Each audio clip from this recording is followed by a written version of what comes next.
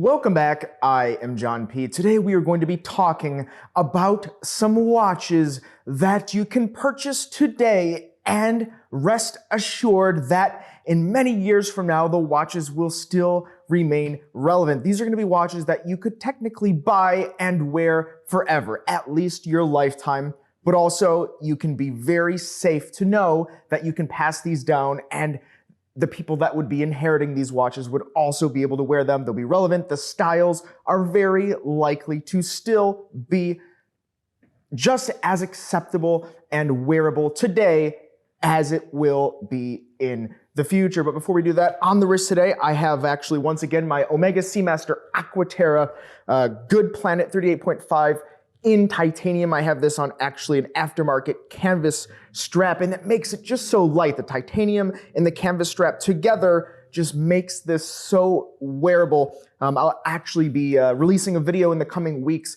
where I talk a little bit more about how it has been wearing this as my everyday wear. So make sure to stay tuned. And also, guys, please do not forget to check out delraywatch.com, where we buy, sell, and trade watches. We have actually an interesting deal going on right now because of the way the watch market is changing. So we're mixing up our inventory, and right now you can take advantage of some really hot deals. So we brought back the hot deals section. Make sure to check out delraywatch.com. So the first watch on the list that you could buy today, and it's going to be relevant in the future, is a JLC Reverso, a Jaeger-LeCoultre or a Jaeger-LeCoultre Reverso watch. Now, interestingly enough, I don't see too many collectors putting this watch in their collection, unfortunately.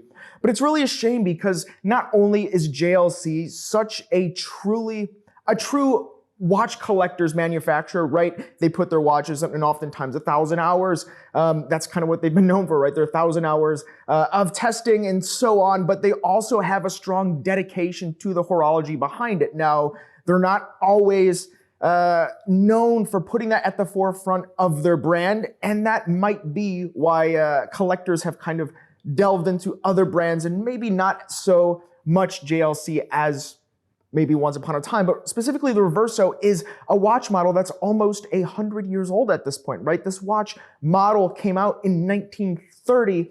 It was originally patented for polo players so that they can flip over the watch, and it would be protecting the crystal or the glass so that, you know, when things are flying around in a game of polo, it wouldn't break the watch face, right? And so that's very interesting. It was, even though it's a dress watch by today's standards, technically it's a sporting watch.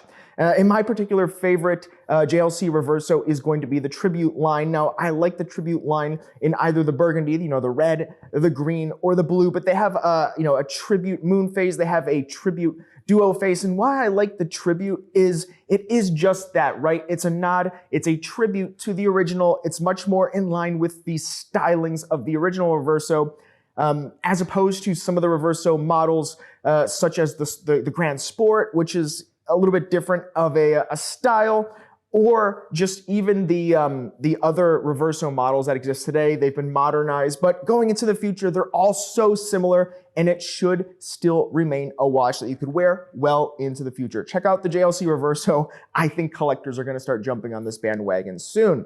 Now, next, we have to talk about Patek Philippe, right? Holy Trinity brand, old world brand. They've become a little bit younger, but the reality is they still produce one of the most iconic watches, and a watch model, or really collection of models, that have defined a category of watches, that category being dress watches. And of course, we're talking about the Patek Philippe Calatrava. Now, the Calatrava has come a long way in terms of dimensions and stylings. That is without a doubt. But there is something about looking at a Calatrava, you can just tell, at least if you've been watch collecting for quite a while, if you've seen enough Calatravas, you can see it. You can see it on the wrist, and it's something that is just recognizable. Now, that is even more particularly so with Calatravas in recent years compared to decades-old Calatravas that shared a lot of similar stylings with the dress watches of the era. Let's talk 50s Patek Philippe. But today, it's recognizable, especially when we get into Patek Philippe watches that have the hobnail bezel. And the hobnail bezel is coming out with it's coming back in a little bit, I guess I would say. Now, particularly, I really like the modern 6119G in white gold Calatrava. It's 39 millimeters, so it's larger, it's more wearable. It should take you into the future. It's recognizable if that's what you're going for. It's Patek Philippe, enough to be said about that, but also it has that hobnail design, and that's something that Patek Philippe is known for, even though other brands and manufacturers have done it. I like this. Let me know what you think about the Patek Philippe Calatrava current gen, specifically the 6119 in the comments below. Now next, we have to mention Rolex, right? Rolex watches are iconic. The bracelets, the cases, the brand, everything about Rolex is very likely to exist in the future, right? If Rolex doesn't exist in the future, what will exist in the future? I think that we can look at history to see what will happen. And pretty much, I would say any Rolex model, with a couple of exceptions, right? I don't think the Yachtmaster 2 will be that relevant in the future. It's much larger, chunkier, and more modern. Maybe it'll, kind of remind collectors in the future of a time of the brand and be an interesting model in the brand's back catalog, but I don't know that it's, really going to stand the test of time as opposed to something like a Submariner, right? Like an Oyster Perpetual, which I have in my collection, like a Rolex Datejust, right? These are models that have been out for such a long time. They've really defined the brand. So if we look at those models, even things like Explorer 1s, which have come back out again, or just Explorers really, if you want to be technical with it. So these kind of classic models that have existed from the Rolex brand, have to mention them. Very safe bets in this category. Now, next we have Cartier, and Cartier is coming back. I've been talking about it on this channel. I've been talking with friends about it. I've been recommending Cartier as well. And even I've been, I put my name on the list for one of the new Cartier models with the special, enamel bezels that are going to be coming out. I really love those. So I hope, I could put one of those in my collection. But Cartier is iconic for not only watches, specifically with the Tank, but also with their jewelry, their design. There are things about Cartier now, the love bracelets. Cartier is just an icon in luxury and pop culture.